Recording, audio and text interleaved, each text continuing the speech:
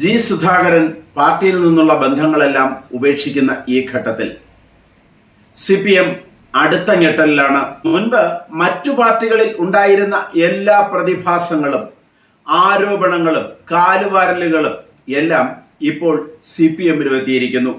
കറപുരളാത്ത നേതാവ്, അഴിമതിരഹിതനായ നേതാവ് എന്ന പേരുള്ള ജി സുധാകരൻ ഇത്തവണ മത്സരിക്കാൻ ആഗ്രഹിച്ചിരുന്നു. കുറെ കാലമായി പാർട്ടിയിൽ നിന്ന് അകന്നു നിൽക്കുകയായിരുന്നു.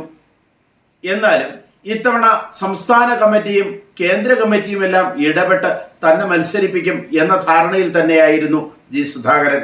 എന്നാൽ സംസ്ഥാന സെക്രട്ടറി MV ഗോവിന്ദന്റെ പരിഹാസം കൊണ്ട് മുറിവേറ്റ ജി സുധാകരൻ പാർട്ടിയിൽ നിന്ന് പുറത്തേക്കാണ്. ഇനി പാർട്ടി മെമ്പർഷിപ്പ് പുതുക്കുന്നില്ല എന്ന തീരുമാനം അദ്ദേഹം എടുത്തിരിക്കുന്നു. എന്നാൽ ഇപ്പോൾ കേൾക്കുന്ന വാർത്ത PK ശശിയെ പുറത്താക്കിയെന്നാണ്.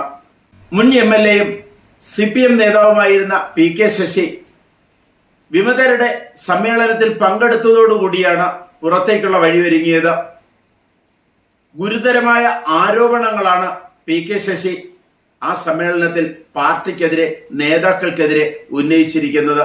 അപ്പോൾ പിന്നെ പുറത്താക്കാതെ തരമില്ലെന്നായി, പുറത്താക്കാതെ വഴിയില്ലെന്നായി. കോടിയേരി സഖാക്കളെ കൂടെ നിർത്തിയിരുന്നു എന്നും ചേർത്ത് നിർത്തിയിരുന്നു എന്നും, എന്നാൽ ആ കരുതൽ ഇപ്പോൾ CPM-ന് നഷ്ടപ്പെട്ടു എന്നും അദ്ദേഹം ആരോപിച്ചു. മാത്രമല്ല CPM നേതൃത്വത്തിൽ പലരും സ്പിരിറ്റ് മാഫിയയുടെ തണലിലാണ്, അല്ലെങ്കിൽ സ്പിരിറ്റ് മാഫിയക്കാരാണ് എന്ന രീതിയിലും PK ശശി ഗുരുതരമായ ആരോപണം ഉന്നയിച്ചു. പാലക്കാട് നടന്നത് വിമത കൺവെൻഷൻ അല്ല എന്നും വിപ്ലവകാരികളുടെ സമ്മേളനമാണെന്നും PK ശശി. ഈ വന്നിരിക്കുന്ന ആരും പാർട്ടിയിൽ നിന്ന് സ്വയമേവ പുറത്തായവരല്ലെന്നും ജില്ലാ കമ്മിറ്റിയുടെയും സംസ്ഥാന കമ്മിറ്റിയുടെയും നിലപാടുകളാണ് ഈ അവസ്ഥ ഉണ്ടാക്കിയതെന്നും ശശി തുറന്നടിച്ചു. പാലക്കാട് ജില്ലാ സെക്രട്ടറി EN സുരേഷ് ബാബുവിനെതിരെ രൂക്ഷമായ വിമർശനമാണ് ശശി ഉന്നയിച്ചത്. പാർട്ടിയിലെ ചിലർ സ്പിരിറ്റ് മാഫിയക്കാരാണെന്നും അവർ സ്പിരിറ്റ് മാഫിയയുടെ പിടിയിലാണെന്നും ശശി ആരോപിച്ചു. മുൻ ഏരിയ സെക്രട്ടറിമാരുടെ നേതൃത്വത്തിൽ നടന്ന ഈ കൺവെൻഷൻ PK ശശിയെ പോലുള്ള ഒരു സംസ്ഥാന നേതാവ് കൂടി എത്തിച്ചേർന്നതോടുകൂടി അണികളിൽ ആവേശത്തിലാണ്. പാലക്കാട് ജില്ലയിലെ നേതാക്കളെ ശശി പേരെടുത്തു പറഞ്ഞു വിമർശിച്ചു. ഈ സമ്മേളനത്തോടുകൂടി ശശി പാർട്ടിയിൽ നിന്ന് പുറത്തായിരിക്കുകയാണ്. അടുത്ത നീക്കം എന്തെന്നറിയാൻ കാത്തു നിൽക്കുകയാണ് രാഷ്ട്രീയ ലോകം. ഇപ്പോൾ തന്നെ പാർട്ടിയെ ഒരുപാട് പ്രശ്നങ്ങൾ ആലോചനപ്പെടുത്തുന്നുണ്ട്. MM മണിയുടെ സ്ഥാനാർത്ഥിത്വം ഇടുക്കി ജില്ലയിൽ ഉണ്ടാക്കാവുന്ന പൊട്ടിത്തെറികളെ കുറിച്ച് പാർട്ടി നേതൃത്വം ആശങ്കയിലാണ്. മന്ത്രിമാരും MLA-മാരിൽ ഭൂരിപക്ഷവും ടൈം പോലും നോക്കാതെ മത്സരിക്കുന്ന ഈ സാഹചര്യത്തിൽ എനിക്കെതിരെ മാത്രം എന്തിന് വേർതിരിവ് എന്ന് ചോദിച്ചുകൊണ്ട് KK ശൈലജ മുന്നിലെത്തിയിരുന്നു.